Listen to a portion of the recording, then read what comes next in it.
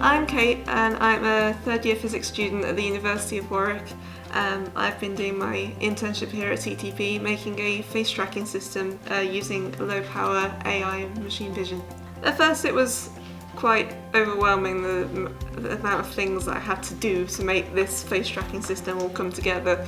So I went onto PowerPoint and basically went hardware, software and put it into like a flow diagram of this needs to do this, needs to control this, and from then I just worked on each individual chunk and then merged them together at the end.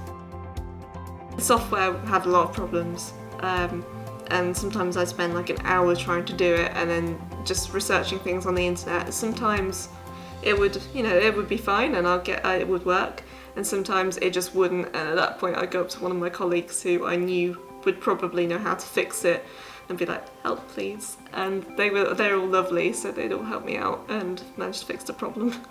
The first time that the face tracker actually tracked a face, it was just, ran to the other interns and was like, it's working, and they all came running to my desk and I showed it to them and they were all having a go, and it was amazing.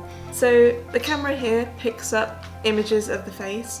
I've got here is an O-ring and a servo, so this controls the focus to make sure it's focused in on the face so it can actually detect it.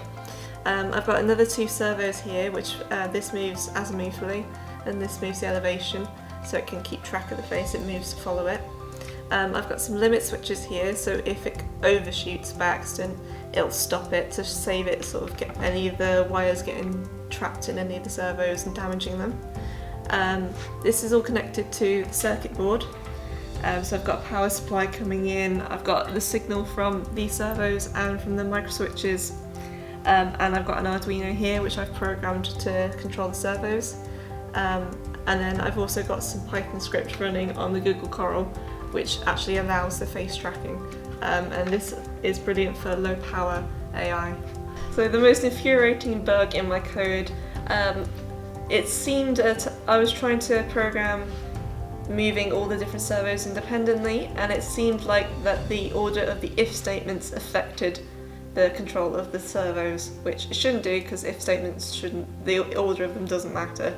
But it turned out just to be a variable error, so I used the same variable in each of the if statements and it was sort of resetting it each time, and so it started moving different servos at different speeds when I wasn't asking it to. So I just changed the variable names and it was okay then. I've definitely become a lot better at programming since being here at the internship. I've learned how to debug, because normally with programming I just sort of change a load of things and hope for the best and scream when it doesn't work. Whereas now I just put print statements everywhere and figure out where in the code there's a problem and work back from there. I've definitely improved on my soldering and electronic skills, which I thought I'd completely forgotten since labs. And overall it's just definitely boosted my confidence. A lot of the work I've done I thought it was massively out of my comfort zone and very unknown to me. So I never used C before, which I had to use to program the Arduino. My Python was alright, but not the best. So I had to definitely sort of improve and use different libraries that I'd never used before.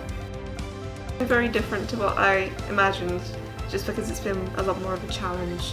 It's been in an area that I really wasn't very confident in. So I wasn't confident in programming, I wasn't confident in mechanical design or electronics, and my project has been a combination of all three.